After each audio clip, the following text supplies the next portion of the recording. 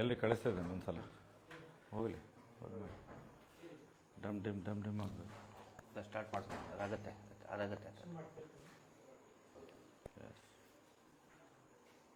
ಅಲ್ಲ, ಬಟ್ ಅದು ಇದನ್ನು ಮಾಡೋದು ಹೆಂಗೆ?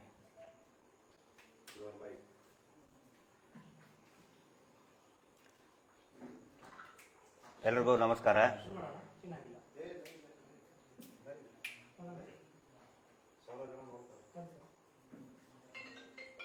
ಪ್ರಸಕ್ತವಾಗಿ 3ನೇ ತಾರೀಕಿಗೆ, ಜುಲೈ 3ನೇ ತಾರೀಕಿಗೆ ಬೆಂಗಳೂರಿನ ಇಬ್ಬರು ಖ್ಯಾತ ಯುವ ವಕೀಲರು ಧರ್ಮಸ್ಥಳದ ಸುತ್ತಮುತ್ತಲಿನ ಪ್ರದೇಶಗಳಲ್ಲಿ ಒಬ್ಬ ವ್ಯಕ್ತಿ ನೂರಾರು ಶವಗಳನ್ನು ಅತ್ಯಾಚಾರ, ಕೊಲೆ, ಅದರಿಂದ ಈಡಾಗಿರುವಂತಹ ಸಂಶಯಾಸ್ಪದ ಶವಗಳನ್ನು ನಾನು ಹೂತಾಕಿದ್ದೇನೆ ಅಂತ ಹೇಳಿ ಆ ಒಂದು ಪತ್ರ ಸಾಮಾಜಿಕ ಮಾಧ್ಯಮಗಳಲ್ಲಿ, ಸೋಷಿಯಲ್ ಮೀಡಿಯಾ ಇರ್ಬೋದು ಮತ್ತು ಅನೇಕ ಮುಖ್ಯವಾಹಿನಿ ಮಾಧ್ಯಮಗಳಲ್ಲಿ ಒಂದು ದೊಡ್ಡ ಮಟ್ಟದ ಸಂಚಲನವನ್ನು ಮೂಡಿಸಿತು. ಇದಾದ ನಂತರ ನಿರಂತರವಾಗಿ ಪ್ರಕ್ರಿಯೆಗಳು ನಡೀತಾ ಹೋದವು. ಪ್ರಾರಂಭದಲ್ಲಿ ಏನು ಒಂದು ಲೆಟರ್ ಹರಿದಾಡ್ತಾ ಇತ್ತು, ಅದೊಂದು ಫೇಕ್ ಇರ್ಬೋದು ಅಂತ ಕೆಲವೊಬ್ಬರು ಸಂಶಯನ ವ್ಯಕ್ತಪಡಿಸ್ತಾ ಇದ್ರು. ಆದರೆ ಅದನ್ನ ದೃಢೀಕರಣ ಮಾಡೋದಕ್ಕೆ ಸ್ವತಃ ಆ ಒಂದು ಬೆಂಗಳೂರಿನಿಂದ ವಕೀಲರ ನಿಯೋಗವೇ ದಕ್ಷಿಣ ಕನ್ನಡ ಜಿಲ್ಲೆಯ ಮಾನ್ಯ SP ಅವರ ಕಚೇರಿಗೆ, ಜಿಲ್ಲಾ SP ಕಚೇರಿಗೆ ಭೇಟಿ ನೀಡಿ ಅದಕ್ಕೆ ಬೇಕಾದಂಥ ಮಾಹಿತಿಗಳನ್ನು ಕೊಟ್ಟಿದ್ದಾರೆ ಅಂತ ನಾವು ತಿಳ್ಪಟ್ವಿ. ಆನಂತರ ಆ ಥರ ಒಂದು ಪತ್ರ ಬಂದಿದ್ದು ನಿಜ ಮತ್ತು ಅಡ್ವೊಕೇಟ್ಗಳು ಕೂಡ ಬಂದಿದ್ದಾರೆ ಅಂತ ಹೇಳಿ ಸ್ವತಃ ಪೊಲೀಸ್ ವರಿಷ್ಠರ ಕಚೇರಿಯಿಂದನೇ ಪತ್ರಿಕಾ ಪ್ರಕಟಣೆಗಳು ಬಂದು, ಅದಾದ ನಂತರ ಒಂದು FIR ಕೂಡ ದಾಖಲಾಯಿತು. ಇದು ಈ ಇಡೀ ಪ್ರಕ್ರಿಯೆ ಏನಾಗಿದೆ, ಬರೀ ನಮ್ಮ ರಾಜ್ಯ ಅಲ್ಲ, ದೇಶ ಅಲ್ಲ, ಜಗತ್ತಿನಾದ್ಯಂತ ಅತ್ಯಂತ ಸಂಚಲನವನ್ನ ಮೂಡಿಸಿದೆ. ಜಗತ್ತಿನ ಬೇರೆ ಬೇರೆ ಭಾಗದಲ್ಲಿ ಇರತಕ್ಕಂತಹ ಕನ್ನಡಿಗರು ಕೂಡ ಇದ್ರ ಬಗ್ಗೆ ನಮ್ಗೆ ಕೇಳ್ತಾ ಇದ್ದಾರೆ. ಮಾಧ್ಯಮದವರು ಕೂಡ ಸೌಜನ್ಯ ಹೋರಾಟಗಾರರಿಗೆ ಕೇಳ್ತಾ ಇದ್ದಾರೆ. ಯಾಕಂತ ಹೇಳಿದ್ರೆ ನಿರಂತರವಾಗಿ ಇಲ್ಲಿ ನಡ್ತಕ್ಕಂತಹ ಸೌಜನ್ಯ ನ್ಯಾಯದ ಹೋರಾಟ ಇರ್ಬೋದು, ವೇದವಲ್ಲಿ ಪ್ರಕರಣ, ಪದ್ಮಲತಾ ಪ್ರಕರಣ, ಆನೆ ಮಾವುತ ಪ್ರಕರಣ ನಿರಂತರವಾಗಿ ಹೋರಾಟ ಮಾಡ್ತಾ ಬಂದಿದ್ದು ಶ್ರೀಯುತ ಮಹೇಶ್ ಶೆಟ್ಟಿ ತಿಮ್ರೋಡಿ ಅವರ ಒಂದು ತಂಡ. ಸುಮಾರು ಜನ ಪತ್ರಕರ್ತರು ಕೇಳಿದ್ರು, ನೀವು ಯಾಕೆ ಸುಮ್ಮನೆ ಇದ್ದೀರಿ, ಇಷ್ಟೊಂದು ಸಂಚಲನವನ್ನ ಮೂಡಿಸಿದೆ. ಸಹಜವಾಗಿ, ಯಾಕಂತ ಹೇಳಿದ್ರೆ ಅದನ್ನ ಆ ಮಾಹಿತಿಗಳನ್ನ ಕೇಳಿಬಿಟ್ರೆ ಈ ರಕ್ತ, ಪ್ರತಿಯೊಬ್ಬ ನಾಗರಿಕರು ಕೂಡ ಆಕ್ರೋಶದಿಂದ ಪ್ರತಿಯೊಬ್ಬರ ರಕ್ತ ಕುದಿತಾ ಇದೆ. ಯಾಕಂದ್ರೆ ಅವನು ಹೇಳಿದ್ದು ನೂರಾರು ಶವಗಳನ್ನ ಹೂತು ಹಾಕಿದ್ದೇನೆ, ಅತ್ಯಾಚಾರ ಕೊಲೆಯಿಂದ ಒಳಗಾದಂತ ಇವ್ರನ್ನ ನಾವು ಹೂತು ಹಾಕಿದ್ದೇವೆ, ಆನಂತರ ಭಿಕ್ಷುಕರನ್ನ ನಾನು ಹೂತು ಹಾಕಿದ್ದೇನೆ, ಕೊಲೆ ಮಾಡಲಾಗಿದೆ. ಅದು ಕಂಪ್ಲೇಂಟ್ ನೋಡಿಬಿಟ್ರೆ ನಿಜವಾಗಲೂ ಯಾರಿಗೂ ಕೂಡ ನಿದ್ದೆ ಬರ್ತಾ ಇಲ್ಲ. ಹೀಗಾಗಿ ಸ್ಪಷ್ಟೀಕರಣ ಕೇಳ್ತಾ ಇದ್ದಾರೆ, ನೀವು ಯಾಕೆ ಸುಮ್ಮನೆ ಕೂತ್ಕೊಂಡಿದ್ದೀರಾ, ಯಾಕೆ ಮಾತಾಡ್ತಾ ಇಲ್ಲ ಅಂತ ಕೇಳ್ತಾ ಇದ್ದಾರೆ. ಅದರ ಸಲುವಾಗಿ ಸ್ಪಷ್ಟೀಕರಣ ಕೊಡೋದಕ್ಕೆ ಮತ್ತೆ ನಮ್ಮ ನಡೆ ಏನು ಅದರ ಬಗ್ಗೆ ಸಾರ್ವಜನಿಕರ ಗಮನಕ್ಕೆ ತರೋದಕ್ಕೆ ಇವತ್ತು ಲೈವ್ನಲ್ಲಿ ಬಂದು ಮಾಧ್ಯಮದ ಗಮನಕ್ಕೆ, ಸರ್ಕಾರದ ಗಮನಕ್ಕೆ ಮತ್ತು ಎಲ್ಲ ಸಾರ್ವಜನಿಕರ ಗಮನಕ್ಕೆ, ಸೌಜನ್ಯ ಹೋರಾಟಗಾರರ ಗಮನಕ್ಕೆ ತರುವಂತಹ ಪ್ರಯತ್ನವನ್ನ ಮಾಡ್ತಾ ಇದ್ದೀವಿ. ಮೊದಲನೇದಾಗಿ ನಾವು ಯಾಕೆ ನಿರಂತರವಾಗಿ ಈ ವಿಷಯದ ಬಗ್ಗೆ ಮಾತಾಡ್ತಾ ಇಲ್ಲ ಅಂತ ಹೇಳಿದ್ರೆ, ನಾವು ಗಮನಿಸ್ತಾ ಇದ್ದೀವಿ. ಆದ್ರೆ ಒಂದು ಒಳ್ಳೆ ಬೆಳವಣಿಗೆ ಅಂತ ಹೇಳಿದ್ರೆ ಆ ನ್ಯಾಯವಾದಿಗಳು ತಕ್ಷಣನೇ ಸಾರ್ವಜನಿಕರ ಗಮನಕ್ಕೆ ತರ್ತಾ ಇದ್ದಾರೆ. ಏನೇ ಬೆಳವಣಿಗೆ, ಪೊಲೀಸ್ ಇಲಾಖೆಯ ಜೊತೆಗೆ ಏನೇ ಬೆಳವಣಿಗೆ ಆದ್ರೂ ತಕ್ಷಣಕ್ಕೇನೆ ಸಾರ್ವಜನಿಕರ ಗಮನಕ್ಕೆ ತರ್ತಾ ಇದ್ದಾರೆ. ಆ ನಂತರ ಜಿಲ್ಲಾ ಪೊಲೀಸ್ ವರಿಷ್ಠಾಧಿಕಾರಿಗಳು ಕೂಡ ತಕ್ಷಣಕ್ಕೇನೆ ಸಾರ್ವಜನಿಕರ ಗಮನಕ್ಕೆ ತರ್ತಾ ಇದ್ದಾರೆ. ಪಾರದರ್ಶಕತೆಯನ್ನ ಕಾಯ್ದುಕೊಂಡು ಬರಲಾಗ್ತಾ ಇದೆ. ಇಲ್ಲಿ ಯಾವುದು ಕೂಡ ನಮಗೆ ಮುಚ್ಚಿಡ್ತಾರೆ ಅನ್ನುವಂತ ಸಂಶಯ ಬರ್ತಾ ಇಲ್ಲ. ನಾವು ಯಾವತ್ತಿಗೂ ಕೂಡ ವಿನಾಕಾರಣ ಯಾರನ್ನು ದೂಷಣೆ ಮಾಡಿಲ್ಲ. ಹಿಂಗಾಗಿ ನಮಗೆ ವಿಶ್ವಾಸ ಇದೆ ಈಗಿನ ದಕ್ಷಿಣ ಕನ್ನಡ ಜಿಲ್ಲಾ ಪೊಲೀಸ್ ವರಿಷ್ಠರ ಕಾರ್ಯವೈಖರಿಯ ಬಗ್ಗೆ ಅವರು ಅವರ ನಡೆಗಳು ಪಾರದರ್ಶಕತೆ ನಡೆಯ ಬಗ್ಗೆ ಮತ್ತು ಅದೇ ರೀತಿ ಧರ್ಮಸ್ಥಳ SHO ಠಾಣಾಧಿಕಾರಿ ಯಾರಿದ್ದಾರೆ ಅವ್ರ ಬಗ್ಗೆನೂ ಕೂಡ ನಮ್ಗೆ ನಂಬಿಕೆ ಇದೆ.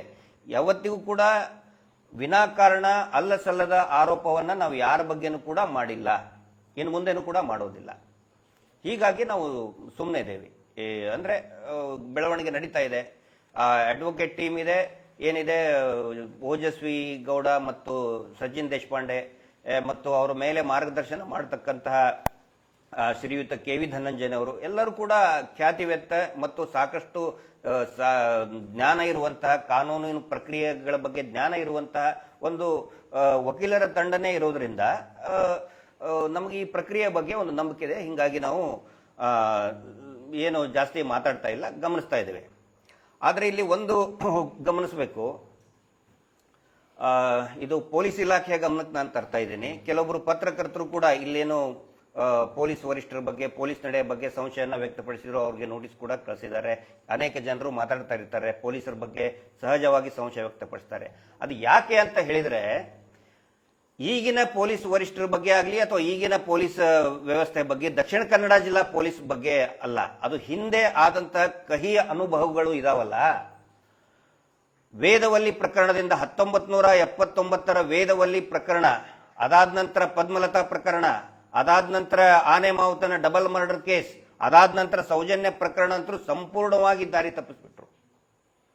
ಇವತ್ತಿನವರೆಗೂ ಕೂಡ ಈ ಯಾವ ಬರ್ಬರ ಅತ್ಯಾಚಾರ ಕೊಲೆ ಪ್ರಕರಣಗಳಿಗೆ ಆರೋಪಿನೇ ಸಿಕ್ಕಿಲ್ಲ. ಅದಕ್ಕೆ ಮುಖ್ಯ ಕಾರಣನೇ ಪೊಲೀಸರು ಒತ್ತಡಕ್ಕೆ ಮಣಿದರು, ಪೊಲೀಸರು ಹಾದಿ ತಪ್ಪಿಸಿದರು. ಅದು ಜನಜನಿತವಾಗಿದೆ. ಸ್ವತಃ CBIನೇ ಹೇಳಿದೆ, ಇಂಥಲ್ಲಿ ಮೆಡಿಕಲ್ ಆಫೀಸರ್ ಮೇಲೆ ದಂಡನೆಗೆ ಒಳಗಾಗಬೇಕು ಅಂತ ವರದಿ ಕೊಟ್ಟರು ಕೂಡ ಅದನ್ನು ಬಹಿರಂಗಗೊಳಿಸದೇನೆ ಅದನ್ನು ಮುಚ್ಚಿಟ್ಕೊಂಡಿದ್ದಾರೆ. ಮೊನ್ನೆ G ಮಹಾಂತೇಶ್ ಅವರು ಅದನ್ನು ಬಹಿರಂಗ ಮಾಡಿದ್ದಾರೆ. ಅನೇಕ RTI ಕಾರ್ಯಕರ್ತರು ಈಗ ಅದನ್ನು ಬಹಿರಂಗ ಮಾಡ್ತಾ ಇದ್ದಾರೆ, ಸುಮಾರು ಜನ ಮಾತಾಡ್ತಾ ಇದ್ದಾರೆ. ಆ ಒಂದು ಕಹಿ ಅನುಭವದ ಹಿನ್ನೆಲೆಯಲ್ಲಿ ಪೊಲೀಸ್ ಇಲಾಖೆಯ ಬಗ್ಗೆ ಅನುಮಾನ ಮೂಡುವುದು ಬಹಳ ಸಹಜ. ಈಗಿರುವಂತಹ ಪೊಲೀಸ್ ವ್ಯವಸ್ಥೆ ಪಾರದರ್ಶಕ, ದಕ್ಷಿಣ ಕನ್ನಡ ಜಿಲ್ಲೆಯ ಪಾರದರ್ಶಕತೆ ಖಂಡಿತ ಇದೆ. ಆದರೆ ಸ್ವತಃ ಈ ರಾಜ್ಯದ ಉಪಮುಖ್ಯಮಂತ್ರಿಗಳು ನಿಮ್ಮ ರಕ್ಷಣೆಗೆ ಸಾವಿರಾರು ಆರೋಪ ಇರುವಂತಹ ವ್ಯಕ್ತಿ ಏನಿದ್ದಾರೆ, ಮೀಟರ್ ಬಡ್ಡಿ ದಂಧೆ ಆರೋಪ ಇರಬಹುದು, ಈ ಕೊಲೆಗಳ ಆರೋಪ ಇದು, ಆ ಕುಟುಂಬದವರಿಗೆ ಬಹಿರಂಗವಾಗಿ ಸಾರ್ವಜನಿಕವಾಗಿ ನಿಮ್ಮ ರಕ್ಷಣೆಗೆ ಇದ್ದೇವೆ, ಸಾವಿರಾರು ನನ್ನಂತಹ DK ಶಿವಕುಮಾರ್ಗಳು ಬರ್ತಾರೆ ಅಂತ ಹೇಳೋದಕ್ಕೆ ಸಹಜವಾಗಿ ಸಾರ್ವಜನಿಕರಿಗೆ ಒಂದು ಸಂಶಯ ಬರ್ತದೆ. ಎಲ್ಲೋ ಏನೋ ಹಾದಿ ತಪ್ಪಿಸಬಹುದು, ಸ್ವತಃ ಹಿರಿಯ ರಾಜಕಾರಣಿಗಳೇ ಇದರದ ಹಾದಿ ತಪ್ಪಿಸಬಹುದು. ಅಷ್ಟೇ ಅಲ್ಲ, ಇನ್ನೊಂದು ಮಾಹಿತಿಯನ್ನ ಇಲ್ಲಿ ನಾನು ಸಾರ್ವಜನಿಕರ ಗಮನಕ್ಕೆ ತರ್ತಾ ಇದ್ದೇನೆ. ಇವರು ಏನ್ ಮಾಡಿದ್ದಾರೆ, ಈ ಕುಟುಂಬದವರು, ನೇತ್ರಾವತಿ ತೀರದ ಧರ್ಮೋದ್ಯಮಿ ಕುಟುಂಬದವರು ಅನೇಕ ಹಿರಿಯ IPS ಅಧಿಕಾರಿಗಳಿಗೂ ಕೂಡ ಮದುವೆಯನ್ನ ಮಾಡಿಸಿದ್ದಾರೆ. ಹಿರಿಯ IPS ಅಧಿಕಾರಿಗಳ ಮಕ್ಕಳಿಗೆ ಅವರ ಸಂಸ್ಥೆಯಲ್ಲಿ ಉನ್ನತ ಹುದ್ದೆಗಳನ್ನ ಕೊಟ್ಟಿದ್ದಾರೆ. ಹಿಂಗಾಗಿ ಸೀನಿಯರ್ ಆಫೀಷಿಯಲ್ಸ್ ಒತ್ತಡ ತರಬಹುದು. ನ್ಯಾಯಾಂಗ ವ್ಯವಸ್ಥೆಯಲ್ಲಿರುವಂತಹ ಹಿರಿಯ ಅಧಿಕಾರಿ ಒತ್ತಡ ತರಬಹುದು. ಒತ್ತಡ ತಂದು ಈ ತನಿಖೆಯನ್ನ ದಾರಿ ತಪ್ಪಿಸೋದಾಗ್ಲಿ, ತನಿಖೆಯನ್ನ ವಿಳಂಬ ಮಾಡೋ ಪ್ರಯತ್ನ ಮಾಡ್ತಾರೆ. ಆ ಸಾಧ್ಯತೆಗಳು ಇದೆ. ಒಂದು ವೇಳೆ ಅಂತ ಸಾಧ್ಯತೆಗಳು ಕಂಡು ಬಂದ್ರೆ ಖಂಡಿತ ಮಹೇಶ್ ಶೆಟ್ಟಿ ತಿಮರೋಡಿ ಅವರ ನೇತೃತ್ವದಲ್ಲಿ ಮತ್ತು ಇಡೀ ಎಲ್ಲಾ ಸೌಜನ್ಯ ಹೋರಾಟಗಾರರು ಸಂವಿಧಾನಬದ್ಧ ನಮ್ಮ ಹಕ್ಕನ್ನ ಚಲಾವಣೆ ಮಾಡಿ ಶಾಂತಿಯುತ ಪ್ರತಿಭಟನೆಯನ್ನ ಮಾಡೇ ಮಾಡ್ತೀವಿ. ಅದು ನಮ್ಮ ಹಕ್ಕು. ಯಾಕಂತ ಹೇಳಿದ್ರೆ ತನಿಖೆ ಯಾವ ರೀತಿ ಹೋಗುತ್ತೆ ಅದನ್ನೆಲ್ಲಾನು ಕೂಡ ಅಬ್ಸರ್ವ್ ಮಾಡೋದಕ್ಕೆ ಒಂದು ಒಳ್ಳೆ ಟೀಮ್ ಇದೆ. ಇವತ್ತು ಇಡೀ ರಾಜ್ಯ ಅಲ್ಲ, ದೇಶದ ಕಾನೂನಿನ ತಜ್ಞರು, ವಿಶೇಷವಾಗಿ ಅಡ್ವೊಕೇಟ್ ಒಂದು ಕಮ್ಯುನಿಟಿ, ನಾನು ಥ್ಯಾಂಕ್ಸ್ ಹೇಳ್ತಾ ಇದ್ದೇನೆ, ಅನೇಕ ತಜ್ಞರು, ಲಾ ಎಕ್ಸ್ಪರ್ಟ್ ಇದನ್ನು ನೋಡ್ತಾ ಇದ್ದಾರೆ. ಹಿಂಗಾಗಿ ತನಿಖೆ ದಾರಿ ತಪ್ಪಿದರೆ ನಮ್ಗೆ ತಕ್ಷಣನೇ ಗೊತ್ತಾಗುತ್ತೆ. ಆ ಸಂದರ್ಭದಲ್ಲಿ ತಕ್ಷಣಕ್ಕೆ ನಾವು ಪ್ರತಿಭಟನೆಗೆ ಕರೆಯನ್ನ ಕೊಡ್ತೀವಿ. ಇನ್ನು ಆ ವ್ಯಕ್ತಿಯ ಬಗ್ಗೆ ಕೆಲವೊಬ್ಬರು ವಿನಾಕಾರಣ ನೋಡಿ, he is protected under witness protection act. ನಿನ್ನೆ ತಾನೇ ಅವನಿಗೆ ಪ್ರೊಟೆಕ್ಷನ್ ಆರ್ಡರ್ ಆಗಿದೆ ಅನ್ನೋ ಸುದ್ದಿ ಕೇಳಿ ಬಂದಿದೆ. ಆ ವ್ಯಕ್ತಿಯ ಬಗ್ಗೆ ಊಹಾಪೋಹ, ಸುಳ್ಳು ಸುದ್ದಿಗಳು, ಆ ವ್ಯಕ್ತಿಯ ಹೆಸರು, ಅವನು ಅಂಥವನು ಇಂಥವನು ಇಲ್ಲಿ ಕೆಲಸ ಮಾಡ್ತಿದ್ದ ಹಂಗೆ ಹಿಂಗೆ ಅಂತೇಳಿ ಏನಾದರೂ ಮಾಡಿದ್ರೆ ನಾನು ಪೊಲೀಸ್ ಇಲಾಖೆಗೆ ವಿನಂತಿ ಮಾಡ್ಕೊಳ್ತೇನೆ, ತಕ್ಷಣ ಆ ಪೋಸ್ಟ್ಗಳನ್ನ ಯಾರು ಹಾಕಿದ್ದಾರೆ ಅವ್ರನ್ನ ತಕ್ಷಣನೇ ಬಂಧಿಸಬೇಕು. ಆ ವ್ಯಕ್ತಿಗೆ ಏನಾದರೂ ತೊಂದರೆ ಆದರೆ ಅವರೇ ಕಾರಣ ಅನ್ನೋ ಮಾತನ್ನ ಇಲ್ಲಿ ನಾನು ಸಾರ್ವಜನಿಕವಾಗಿ ಪೊಲೀಸರ ಗಮನಕ್ಕೆ ತರ್ತಾ ಇದ್ದೇನೆ. ಆ ವ್ಯಕ್ತಿ ಹಂಗಿದ್ದ ಹಿಂಗಿದ್ದ ಅನೇಕ ಪೋಸ್ಟ್ಗಳು ಹರಡಾಡ್ತಾ ಇದೆ. ಫೋನ್ನಲ್ಲಿ ಹೇಳೋದು, ದಾರಿ ತಪ್ಪಿಸೋದು, ತನಿಖೆ ದಾರಿ ತಪ್ಪಿಸೋ ಕೆಲಸ ಮಾಡ್ತಾ ಇದ್ದಾರೆ. ದಯವಿಟ್ಟು ಅಂತವ್ರನ್ನ ಆ ಕಾಯ್ದೆ ಅಡಿ ಅರೆಸ್ಟ್ ಮಾಡಬೇಕು, ಅವ್ರನ್ನ ತನಿಖೆಗೆ ಒಳಿಸಬೇಕು, ಕಾನೂನು ಕ್ರಮ ಜರುಗಿಸಬೇಕಂತೇಳಿ ನಾನು ವಿನಂತಿ ಮಾಡ್ಕೊತಾ ಇದ್ದೇನೆ. ಅದಕ್ಕೆ ಈ ಸಂದರ್ಭದಲ್ಲಿ ನಾವು ವಿನಂತಿ ಮಾಡ್ಕೊಳ್ಳೋದು, ನಿನ್ನೆ ನಮ್ಮ ನಾಯಕರಾದಂಥ ಶ್ರೀಯುತ ಮಹೇಶ್ ಶೆಟ್ಟಿ ತಿಮರೋಡಿ ಅವರ 25ನೇ ವರ್ಷದ ವಾರ್ಷಿಕೋತ್ಸವ ಸಂದರ್ಭದಲ್ಲಿನೂ ಕೂಡ ನಾನು ಒಂದು ಆಗ್ರಹವನ್ನ ಮಾಡಿದ್ದೆ. ಏನಂತ ಹೇಳಿದ್ರೆ, ಒಂದು ಶಾಂತಿಯುತವಾದಂತಹ ಪ್ರತಿಭಟನೆಗೆ ದಯವಿಟ್ಟು ನೀವು ಕರೆ ಕೊಡಿ. ಎಲ್ಲ ಏನಾದರೂ ಈ ತನಿಖೆಯ ದಾರಿ ತಪ್ತಾ ಇದೆ, ಒತ್ತಡ ತರ್ತಾ ಇದ್ದಾರೆ ಸರ್ಕಾರದಿಂದ, ಅದು ಯಾವುದೇ ಸರ್ಕಾರ ಆಗಿರಬಹುದು, ಅದು ಅಥವಾ ಯಾವುದೇ ರಾಜಕೀಯ ಪಕ್ಷದ ನಾಯಕರಾಗಿರ್ಬೋದು. ನಾನು ಇದೇ ಪಕ್ಷ ಅಂತ ನಾವು ಒಂದು ಪಕ್ಷವನ್ನ ನಾವು ಟಾರ್ಗೆಟ್ ಮಾಡ್ತಾ ಇಲ್ಲ. ಆ ತರ ಏನಾದರೂ ತನಿಖೆ ವಿಳಂಬ ಆದ್ರೆ ನಾನು ಶ್ರೀಯುತ ಮಹೇಶ್ ಶೆಟ್ಟಿ ತಿಮರೋಡಿ ಅವರಿಗೆ ವಿನಂತಿ ಮಾಡ್ಕೊಳ್ತೇನೆ, ದಯವಿಟ್ಟು ತಾವು ಒಂದು ಆಗ್ರಹವನ್ನ ಮಾಡಿ ಒಂದು ಕರೆಯನ್ನ ಕೊಡಿ. ಶಾಂತಿಯುತ ಪ್ರತಿಭಟನೆಗೆ ನಾವೆಲ್ಲರೂ ಕೂಡ ಸಜ್ಜಾಗಿದ್ದೇವೆ. ಜನಸಾಮಾನ್ಯರು, ಯಾಕಂತ ಹೇಳಿದ್ರೆ ಜನರ ಆಕ್ರೋಶ ಇವತ್ತು ಮುಗಿಲು ಮುಟ್ತಾ ಇದೆ. ಬರೀ 1-2 ಪ್ರಕರಣ ಅಲ್ಲ, ಅನೇಕ ಸಾರಿ ಇದು ನೂರಾರು ಹತ್ಯೆಗಳಾಗಿದೆ. ನಾವು ಕೂಡ ಹೇಳ್ಕೊಂತಾನೆ ಬಂದ್ವಿ. ನಮ್ಗಿಂತ ಮುಂಚೆನೂ ಕೂಡ ಈ ತುಳುನಾಡಿನಲ್ಲಿ ಅನೇಕ ದೊಡ್ಡ ದೊಡ್ಡ ಏನೋ ಆಕ್ಟಿವಿಸ್ಟ್, ಸಿವಿಲ್ ಆಕ್ಟಿವಿಸ್ಟ್, ನಾಗರಿಕ ಸೇವಾ ಟ್ರಸ್ಟ್ನವ್ರು ಇರ್ಬೋದು, ಆನಂತರ ಅನೇಕ ಹೋರಾಟಗಾರರು, ನರೇಂದ್ರ ಅವರಿರ್ಬೋದು, ಬಹಳಷ್ಟು ಜನ ಇದರಲ್ಲಿ, ಸಾರಾ ಅಬೂಬಕರ್ ಇರಬಹುದು, ದೊಡ್ಡ ದೊಡ್ಡ ಹೋರಾಟಗಳು ನಡೆದಿದೆ. ಎಲ್ಲವನ್ನು ಕೂಡ ಹತ್ತಿಗೆ ತಾನೇ ಬಂದಿದ್ದರು. ವೇದವಲ್ಲಿ ಪ್ರಕರಣದಿಂದನೂ ಕೂಡ ಅನೇಕ ಎಷ್ಟೋ ಜನ ಸತ್ತು ಹೋದ್ರು, ಹೋರಾಟ ಮಾಡಿ ಮಾಡಿ ಸತ್ತು ಹೋದ್ರು. ಇದು ಈ ದೇಶ ಕಂಡಂತಹ ಅತ್ಯಂತ ದೊಡ್ಡ ಹೋರಾಟ ಇದು. ಇವರು ಮಾಡ್ತಕ್ಕಂಥ ಆನಂತರ ಮೀಟರ್ ಬಡ್ಡಿ ದಂಧೆಯಲ್ಲಿ ಪ್ರತಿದಿನ ಇನ್ನೂ ಕೂಡ ಜನ ಊರು ಬಿಡ್ತಾ ಇದ್ದಾರೆ. ಏನು ಪೊಲೀಸರು ಕ್ರಮ ಕೈಗೊಳ್ತಾ ಇಲ್ಲ, ಸರ್ಕಾರ ಕ್ರಮ ಕೈಗೊಳ್ತಾ ಇಲ್ಲ. ಅಕ್ರಮ ಮೀಟರ್ ಬಡ್ಡಿ ದಂಧೆ, ನಾವು ಯೋಜನೆ ಮಾಡ್ತೀವಿ, ಅಭಿವೃದ್ಧಿ ಯೋಜನೆ ಮಾಡ್ತೀವಿ ಅಂತ ಹೇಳಿ ಪ್ರತಿನಿತ್ಯ ಮತ್ತೆ 6 ಗಂಟೆಗೆ ಹೋಗಿ ಮೀಟರ್ ಬಡ್ಡಿ ದಂಧೆ ವಸೂಲಿ ಮಾಡಕ್ಕೆ ಬೆಳಿಗ್ಗೆ 6 ಗಂಟೆಗೆ ಹೋಗ್ತಾ ಇದ್ದಾರೆ. ಸರ್ಕಾರ ಸುಗ್ರೀವಾಜ್ಞೆ ಹೊರಡಿಸಿ ಯಾರಿಗೆ ಲೈಸೆನ್ಸ್ ಇಲ್ಲ ಅವರ ಬಡ್ಡಿ ಮನ್ನಾ ಆಗಿದೆ, ಸಾಲ ಮನ್ನಾ ಆಗಿದೆ ಅಂತ ಹೇಳಿದ್ರು ಕೂಡ ಕಾನೂನು ಬಾಹಿರವಾಗಿ ಬಡ್ಡಿ ವಸೂಲಿ ದಂಧೆ ಮಾಡ್ತಾ ಇದ್ದಾರೆ. ಸೊ ಈ ಎಲ್ಲ ಒಂದು ಕರಾಳತೆ ಹಿನ್ನೆಲೆ ದಲಿತರ ಭೂಮಿಯನ್ನ ವಶಕ್ಕೆ ಪಡ್ಕೊಂಡ್ರು. ಸ್ವತಃ ಈ ಪುತ್ತೂರು ಎಸಿ ಅವರೇ ಹೇಳಿದ್ರು 7 ಎಕರೆ 59 ಸೆಂಟ್ ಸರ್ಕಾರಕ್ಕೆ ವಾಪಸ್ ಕೊಡಬೇಕು ಅಂತ ಹೇಳಿದ್ರು ಕೂಡ ರಾಜಾರೋಷವಾಗಿ ಸುತ್ತಾಡ್ತಾ ಇದ್ದಾರೆ. ಹಿಂಗಾಗಿ ಆಡಳಿತ ವ್ಯವಸ್ಥೆ ಬಗ್ಗೆ ಒಂದು ಸಂಶಯ ಇದೆ. ಆದ್ರೆ ಈಗ ನಮಗೊಂದು ವಿಶ್ವಾಸ ಇದೆ, ಒಂದು ಒಳ್ಳೆ ಪ್ರಕ್ರಿಯೆ ನಡೀತಾ ಇದೆ, ಪಾರದರ್ಶಕವಾಗಿ ಪ್ರಕ್ರಿಯೆ ನಡೀತಾ ಇದೆ. ಆದ್ರೆ ತನಿಖೆ ದಾರಿ ತಪ್ಪಿದಲ್ಲಿ ಖಂಡಿತ ಆದಷ್ಟು ಬೇಗ ಎಲ್ಲಿ ಹೋರಾಟ ಮಾಡಬೇಕು, ಅದು ವಿಧಾನಸೌಧದ ಎದುರುಗಡೆ ಮಾಡಬೇಕು, ಮುಖ್ಯಮಂತ್ರಿಗಳ ನಿವಾಸದ ಎದುರುಗಡೆ ಮಾಡಬೇಕು, ಅಥವಾ ನ್ಯಾಯಾಲಯದ ಎದುರುಗಡೆನೆ ಮಾಡಬೇಕು, ಅಥವಾ ಜಿಲ್ಲಾ ಡಿಸಿ ಕಚೇರಿ ಎದುರುಗಡೆನೋ, ಜಿಲ್ಲಾ SP ಅವರ ಕಚೇರಿ ಎದುರುಗಡೆನೋ, ಅಥವಾ ಯಾರು ಬೇಡ, ನಮಗೆ ನಂಬಿಕೆ ಇರುವುದೇ ಧರ್ಮಸ್ಥಳ ಶ್ರೀ ಮಂಜುನಾಥ ಸ್ವಾಮಿ ಅಣ್ಣಪ್ಪ ಸ್ವಾಮಿನೇ ನ್ಯಾಯ ಕೊಡಿಸಬೇಕು ಅಂತ ಹೇಳಿದ್ರೆ ಧರ್ಮಸ್ಥಳದಲ್ಲಿನೇ ಪ್ರತಿಭಟನೆ ಮಾಡಬೇಕು. ಇದಕ್ಕೆಲ್ಲವನ್ನು ಕೂಡ ಚರ್ಚೆ ಮಾಡಿ ಮಹೇಶ್ ಶೆಟ್ಟಿ ತಿಮರೋಡಿ ಅವರು ಒಂದು ಆಗ್ರಹ ಮಾಡಬೇಕು. ಸ್ಥಳವನ್ನು ಕೂಡ ಅಕಸ್ಮಾತ್ ಏನಾದರೂ ಪ್ರಕರಣ ಹಾದಿ ತಪ್ಪೋದಾದ್ರೆ ದಯವಿಟ್ಟು ತಾವು ಒಂದು ಕರೆಯನ್ನ ಕೊಡಿ ಅನ್ನುವಂಥ ವಿನಂತಿಯನ್ನ ನಾನು ಮಾಡ್ತಾ ಇದ್ದೇನೆ. ಮಹೇಶ್ ಶೆಟ್ಟಿ ತಿಮರೋಡಿ ಅವರು ಮಾತಾಡ್ತಾರೆ. ಇದೀಗಲೇ ಕಳೆದ 13 ವರ್ಷಗಳಿಂದ ಒಂದಷ್ಟು ದೊಡ್ಡ ಮಟ್ಟದ ಬೆಳವಣಿಗೆಗಳನ್ನು ನೋಡ್ತಾ ಇದ್ದೆವು. ಆದರೆ ಇಲ್ಲಿ ತನಕ ನ್ಯಾಯ ಮರೀಚಿಕೆಯಾಗಿ ಉಳಿದಿದೆ. ಇವತ್ತು ನ್ಯಾಯಾಂಗದ ಒಳಗಿನಿಂದಲೇ ಒಂದು ಟೀಮ್ ಬಂದು ಕಳೆದ 20-22 ದಿವಸದಿಂದ ಒಂದು ದೊಡ್ಡ ಮಟ್ಟದ ಒಂದು ಹೋರಾಟ ಮಾಡ್ತಿದ್ದಂತೇಳಿ ನಾವು ಗಮನಿಸ್ತಾ ಇದ್ದೇವೆ. ಅದನ್ನು ಯಾವ ರೀತಿಯಲ್ಲಿ ಮಾಡ್ತಾ ಇದ್ದಾರೆ ಅಂತ ಹೇಳಿ ದಿವಸ ಎಲ್ಲೆಲ್ಲಿ ಕಂಪ್ಲೇಂಟ್ ಅನ್ನು ಮಾಡ್ತಾ ಇದ್ದಾರೆ, ಕೋರ್ಟ್ಗೆ ಯಾವ ರೀತಿಯಲ್ಲಿ ಅಪ್ರೋಚ್ ಆಗ್ತಾ ಇದ್ದಾರೆ ಅವರು, ಪೊಲೀಸ್ ಇಲಾಖೆಯನ್ನು ಯಾವ ರೀತಿ ಅಪ್ರೋಚ್ ಆಗ್ತಾ ಇದ್ದಾರೆ, ಜಿಲ್ಲೆಯ SP ಅವರಿಗೆ ಯಾವ ರೀತಿಯ ಕಂಪ್ಲೇಂಟ್ ಅನ್ನು ಕೊಡ್ತಾ ಇದ್ದಾರೆ, ಇದರನ್ನೆಲ್ಲವನ್ನು ನಾವು ಜಿಲ್ಲೆಯ SP ಅವರು ಸಾಮಾಜಿಕವಾಗಿ ಅದನ್ನು ತಿಳಿಸ್ತಾ ಇದ್ದಾರೆ.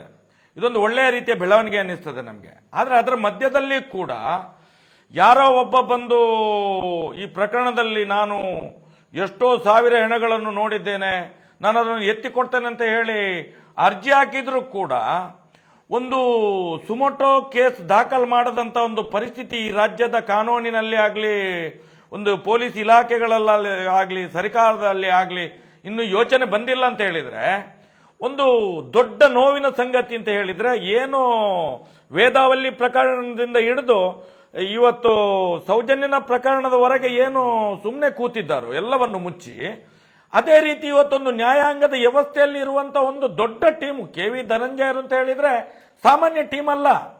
ಈ ದೇಶದ ಎಷ್ಟೋ ಭ್ರಷ್ಟ ರಾಜಕಾರಣಿಗಳಿಗೆ ಜೈಲಿನ ದ್ವಾರವನ್ನು ತೋರಿಸಿದಂತ ಒಂದು ವಕೀಲರ ದೊಡ್ಡ ತಂಡ ಅದು. ನಾನು ಅದನ್ನು ಗಮನಿಸ್ತಾ ಇದ್ದೇನೆ, ಕಳೆದ 21 ದಿವಸಗಳಿಂದ ಗಮನಿಸ್ತಾ ಇದ್ದೇನೆ.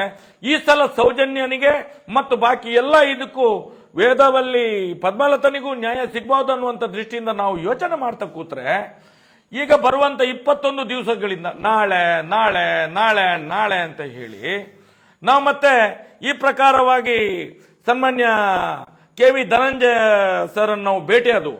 ನಿನ್ನೆ ಮೊನ್ನೆಯಲ್ಲಿ ನಾವು ಮಾತಾಡಬೇಕಾದ್ರೆ ಅವರು ಹೇಳಿದ್ರು, ಇದು ಇನ್ನು ಏನೋ ನೀವು ಇಷ್ಟು ವರ್ಷದಿಂದ ಹೋರಾಟ ಮಾಡಿದ್ರಿ, ನಾವು ಕಾನೂನಿನ ಹೋರಾಟ ಮಾಡಿದ್ರು ಕೂಡ ಒಂದು ಜಟಿಲವಾಗಿ ಈ ವ್ಯವಸ್ಥೆ ನಡೀತಾ ಇದೆ, ಇದಕ್ಕೆ ಸಾರ್ವಜನಿಕರು ಕೂಡ ಒಂದು ನಿಮ್ಮ ಒಂದು ಏನು ಸೌಜನ್ಯ ಹೋರಾಟಗಾರರ ಒಂದು ಬೆಂಬಲವೂ ಕೂಡ ನಮಗೆ ಬೇಕು ಅನ್ನುವಂಥ ಒಂದು ಮನವಿಯನ್ನು ನಮ್ಮ ಹತ್ರ ಮಾಡಿದ್ರು ನಿನ್ನೆ.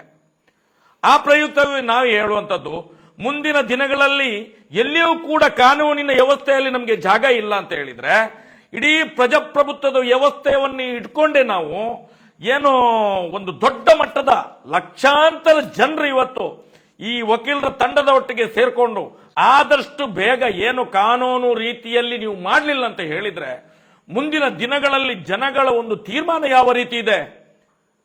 ನಾವೇನು ಮಾತಾಡಿದ್ರೆ ಸುಮ್ಮನೆ ಇಲ್ಲ, ಯಾಕಂತ ಹೇಳಿದ್ರೆ ಒಂದು ಕಡೆಯಲ್ಲಿ ಒಂದೊಂದು ಟೀಮ್ ಕೆಲಸ ಮಾಡುವಾಗ ನಾವು ಸುಮ್ಮನೆ ಇರುವುದು ಲೇಸು ಅಂತ ಹೇಳಿ. ಯಾಕಂತ ಹೇಳಿದ್ರೆ ಇವತ್ತು ವಕೀಲರ ತಂಡ ದಾಖಲೆಯನ್ನು ಅಲ್ಲಿ ಕೊಡ್ತಾ ಇದ್ದಾರೆ.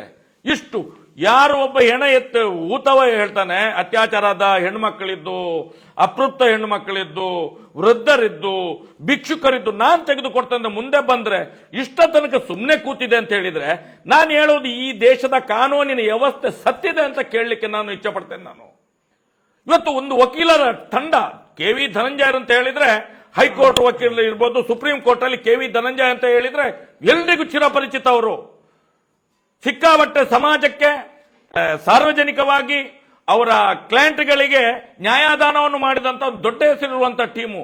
ಇವರು ಹೋರಾಟ ಮಾಡಿದಾಗೂ ಕೂಡ ಯಾವುದೇ ಈ ಕಾರ್ಯಾಂಗದ ವ್ಯವಸ್ಥೆ ಮಾತಾಡುವುದಿಲ್ಲ ಅಂತ ಹೇಳಿದ್ರೆ, ಇವತ್ತು ನಾವು ರಸ್ತೆಗೆ ಬೀದಿಗೆ ಇಳಿದು ಹೋರಾಟ ಮಾಡಬೇಕಾಗ್ತದೆ. ಸುಮ್ಮನೆ ಕೂತ್ಕೊಳ್ಳೋದಿಲ್ಲ. ನಾವು ಕೂತ್ಕೊಂಡದ್ದು ಜಾಸ್ತಿ ಆಯ್ತು. ಈ ದೇಶದ ಕಾನೂನಿಗೆ ನಾವು ಮನವಿಯನ್ನು ಮಾಡ್ತೇವೆ. ಈ ಭ್ರಷ್ಟ ರಾಜಕಾರಣಿಗಳ ಹತ್ರ ಮನವಿಯನ್ನು ಮಾಡ್ತೇನೆ, ಈ ಸರ್ಕಾರಗಳಿಗೆ ಮನವಿಯನ್ನು ಮಾಡ್ತೇನೆ. 21 ದಿವಸದಿಂದ ಈ ವಕೀಲರ ತಂಡ ಹೋರಾಟವನ್ನು ಮಾಡ್ತಾ ಇದೆ. ಏನು ಕೈಕಟ್ಟಿ ಕೂತಿದ್ದೀರಾ? ನಮ್ಮಂತ ದೀನ ದಲಿತರು, ಬಡವರು ಒಂದು ಸೌಜನ್ಯನ ಪರ ಹೋರಾಟ ಮಾಡಿದವರ 21 ದಿವಸದಿಂದ ಆ ಹೋರಾಟವನ್ನು ನೋಡ್ತಾನೆ ಬರ್ತಾ ಇದ್ದೇವೆ. ದಿನ ದಿನ ದಿನ ಜಟಿಲ ಮಾಡ್ತಾ ಇದ್ದೀರಿ. ಈ ಈ ದೇಶದಲ್ಲಿ ಸ್ವತಂತ್ರ ಬಂದ ಮೇಲೆ ಪ್ರಜಾಪ್ರಭುತ್ವಕ್ಕೆ ಒಂದು ಮನ್ನಣೆ ಇದೆ. ಇವತ್ತು ಪ್ರಜಾಪ್ರಭುತ್ವಕ್ಕೆ ಏನು ಇದಿಲ್ವ, ಬೆಲೆ ಇಲ್ವ? ಹಾಗಾದ್ರೆ ಪ್ರಜೆಗಳೇ ಎದ್ದು ಈ ನ್ಯಾಯವನ್ನು ಕೇಳುವಂತ ವ್ಯವಸ್ಥೆ ಮುಂದಿನ ದಿನಗಳಲ್ಲಿ ಆಗ್ತದೆ. ಆದಷ್ಟು ಬೇಗ ಇಡೀ ರಾಜ್ಯದ, ಇಡೀ ರಾಷ್ಟ್ರದ ಎಲ್ಲಾ ಸೌಜನ್ಯ ಪರ ಹೋರಾಟಗಾರರ ಹತ್ರ ನಾನು ಮನವಿ ಮಾಡ್ತೇನೆ, ಯಾವುದೋ ಹೊತ್ತಿನಲ್ಲಿ ನಾವು ಕರೆಯನ್ನು ಕೊಡ್ತೇವೆ. ಯಾವುದೋ ಹೊತ್ತಿನಲ್ಲಿ ಕರೆಯನ್ನು ಕೊಡ್ತೇವೆ. ಇಡೀ ರಾಜ್ಯ, ಇಡೀ ದೇಶದ ಸೌಜನ್ಯ ಪರ ಹೋರಾಟಗಾರರು ಬೆಳ್ತಂಗಡಿಯಲ್ಲಿ ಹಾಜರಾಗಿರಬೇಕು. ಬೆಳ್ತಂಗಡಿಯಲ್ಲಿ ನಾವು ಪ್ರಾಣ ತ್ಯಾಗಕ್ಕೂ ಸಿದ್ಧ ಇದ್ದೇವೆ. ಯಾವತ್ತು ಕಾನೂನಿನ ಪರವಾದ ಹೋರಾಟಕ್ಕೆ ಮನ್ನಣೆ ಕೊಡುವುದಿಲ್ಲ ನೀವು ಅಂತ ಹೇಳಿದ್ರೆ ನಾವೇನು ಷಂಡರ? ನಾವು ಸ್ವತಂತ್ರ ಭಾರತದಲ್ಲಿ ಬದುಕುವುದು ತಪ್ಪ? ನಾವು ತಪ್ಪೇನ್ರಿ? ನಾವು ಇಷ್ಟು ಹೇಳಲಿಕ್ಕೆ ಇಚ್ಛೆ ಪಡ್ತೇನೆ. ಆದಷ್ಟು ಬೇಗ ಈ ದೇಶದ, ಈ ರಾಜ್ಯದ ಎಲ್ಲಾ ಜಿಲ್ಲೆಗಳ ಸೌಜನ್ಯ ಪರ ಹೋರಾಟಗಾರರಿಗೆ ಸೌಜನ್ಯ ಪರ ಹೋರಾಟದ ಒಂದು ಸಂದೇಶ ಯಾವುದೇ ಹೊತ್ತಿನಲ್ಲಿ ಬರ್ಬೋದು. ಎಲ್ಲರೂ ಕೂಡ ಶಾಂತಿಯುತ ಹೋರಾಟಕ್ಕೆ ಬೆಳ್ತಂಗಡಿ ತಾಲೂಕಿನಲ್ಲಿ ಒಟ್ಟಿಗಾಗಬೇಕು. ಇಲ್ಲಾದ್ರೆ ಈ ಒಂದು ಸರ್ಕಾರ, ಇಲಾಖೆಗಳು ಆದಷ್ಟು ಬೇಗ ಯಾರು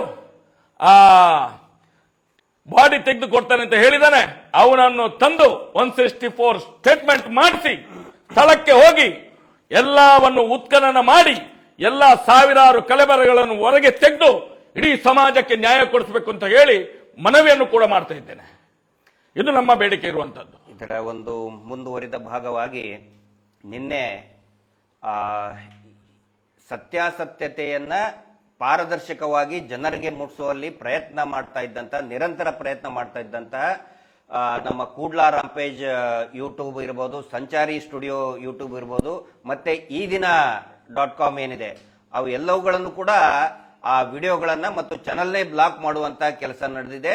ಇದು ನ್ಯಾಯಾಂಗ ವ್ಯವಸ್ಥೆಯಲ್ಲಿರುವಂತಹ ಅಧಿಕಾರಿಗಳು, ನ್ಯಾಯಾಧೀಶರು ಇದನ್ನು ಗಮನದಲ್ಲಿಟ್ಕೋಬೇಕು. ಏಕಾಏಕಿ ರಾತ್ರೋರಾತ್ರಿ ಆದೇಶ ಹೊರಡಿಸಿ ಅದನ್ನ ಬ್ಲಾಕ್ ಮಾಡಿಸೋದ್ರಿಂದ ನೀವು ಕೂಡ ಇದರಲ್ಲಿ ಭಾಗಿಯಾಗಿದ್ದೀರಿ. ಈ ಸಂಚಿನಲ್ಲಿ ಈ ಅತ್ಯಾಚಾರಿಗಳನ್ನ, ಕೊಲೆಗಡಕರನ್ನ ರಕ್ಷಣೆ ಮಾಡುವಂತಹ ಪ್ರಕ್ರಿಯೆಯಲ್ಲಿ ನೀವು ಕೂಡ ಸಂಚಿನಲ್ಲಿ ಭಾಗಿಯಾಗಿದ್ದೀರಿ ಅಂತಾನೆ ನಾವು ಭಾವಿಸ್ತೇವೆ. ಆನಂತರ ಎಲ್ಲಾ ಚಾನೆಲ್ಗಳು ಈಗ ಕಾನೂನು ಹೋರಾಟ ಅದಕ್ಕೂ ಕೂಡ ನಾವು ಕೈಗೊಂಡಿದ್ದೇವೆ. ಆನಂತರ ಇನ್ನೊಂದು ಪ್ರಯತ್ನ ಒಳಸಂಚು ನಡೀತಾ ಇದೆ. ಏನು ಅಂತ ಹೇಳಿದ್ರೆ, ನಾನು ಬಹಳ ಪೊಲೀಸ್ ಇಲಾಖೆಯ ಗಮನಕ್ಕೆ ನಾನು ತರ್ತಾ ಇದ್ದೀನಿ ಮತ್ತು ಸಾರ್ವಜನಿಕರ ಗಮನಕ್ಕೂ ಕೂಡ. ಒಂದು 200 ಗ್ರೂಪ್ಗಳಿದೆ. ಆನಂತರ ಬಲಿಷ್ಠ ಸಾಮಾಜಿಕ ಮಾಧ್ಯಮ ತಾಣ ಇದೆ. ಆದ್ರೆ ಇಲ್ಲಿ ನಾವು ಯಾರನ್ನು ಕೂಡ ಮೆಂಬರ್ಶಿಪ್ ಮಾಡ್ಕೊಂಡಿಲ್ಲ. ಸೌಜನ್ಯ ಹೋರಾಟಗಾರರು ಅಂತ ಹೇಳಿ ಮೆಂಬರ್ಶಿಪ್ ಮಾಡ್ಕೊಂಡಿರಲ್ಲ. ಕೆಲವೊಂದಿಷ್ಟು ಜನ ಆ ಅತ್ಯಾಚಾರಿಗಳ ಧರ್ಮೋದ್ಯಮಿ ಕುಟುಂಬ ನಡೆಸ್ತಾ ಇರುವಂತಹ ಒಂದು IT ಸೆಲ್, ಆನಂತರ ಏನೋ ಒಂದು ಇದನ್ನ ಮಾಡ್ಕೊಂಡಿದ್ದಾರೆ ಅವರು, ಕಾಲ್ ಸೆಂಟರ್ ಟೈಪ್ ಫೇಕ್ ಕಾಲ್ ಮಾಡೋದು, ಹೆದರ್ಸೋದು.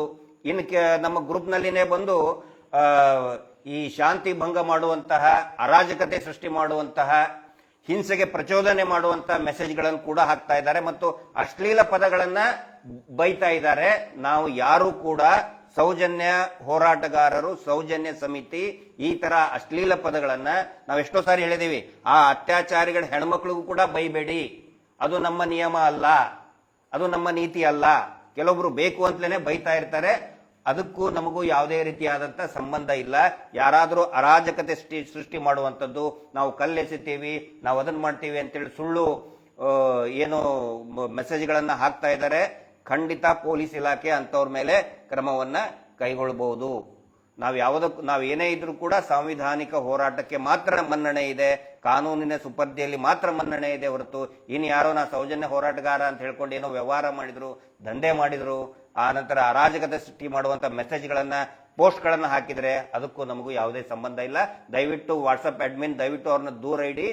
ಯಾಕಂದ್ರೆ ಅವರವರ ಮೆಸೇಜ್ ಹಾಕೊಂಡು ಒಂದು ಸ್ಕ್ರೀನ್ ಶಾಟ್ ಹೊಡೆದು ನೋಡಿ ಅರಾಜಕತೆ ಮಾಡ್ತಾ ಇದ್ದಾರೆ ಅಂತ ಹಾಕುವಂತ ಸಂದರ್ಭ ಇದೆ. ಹಿಂದೆ ಅದೇ ರೀತಿ ಒಂದು ಫೇಕ್ ವಾಟ್ಸ್ಆಪ್ ಚಾಟ್ ನಿಂದ ಹಿಡ್ಕೊಂಡನೆ ಸೌಜನ್ಯ ಏಪ್ರಿಲ್ 6ನೇ ತಾರೀಕಿನ ವಾಟ್ಸ್ಆಪ್ ಚಾಟ್ ಅನ್ನ ತೋರಿಸಿ ಒಂದು ಫೇಕ್, ಅದು ಒಂದು ಸುಳ್ಳು ಮಾಹಿತಿಯನ್ನು ಕೊಟ್ಟು ಹೋರಾಟ ನಿಲ್ಲಿಸುವಂತ ಒಂದು ಕುತಂತ್ರವನ್ನ ಮಾಡಿದ್ರು. ಆ ದಾರಿ ಬಿಟ್ಟು ಬೇರೆ ಏನೂ ಇಲ್ಲ, ಬರೀ ಕುತಂತ್ರ ಇಷ್ಟೇ ಇದೆ. ಆದ್ರೆ ನಾನು ಪೂರ್ತಿಯಾಗಿ ಸಮಾಜದ ಗಮನಕ್ಕೆ ಮತ್ತು ಪೊಲೀಸ್ ಇಲಾಖೆಗೆ ಗಮನಕ್ಕೆ ತರ್ತಾ ಇದ್ದೇನೆ. ಆ ತರ ಏನೇ ಮಾಡಿದ್ರು ಕೂಡ ಮುಕ್ತವಾಗಿ ಪೊಲೀಸರು ಅವ್ರ ಮೇಲೆ ಕ್ರಮವನ್ನ ಕೈಗೊಳ್ಳಬಹುದು. ನಮಸ್ಕಾರ.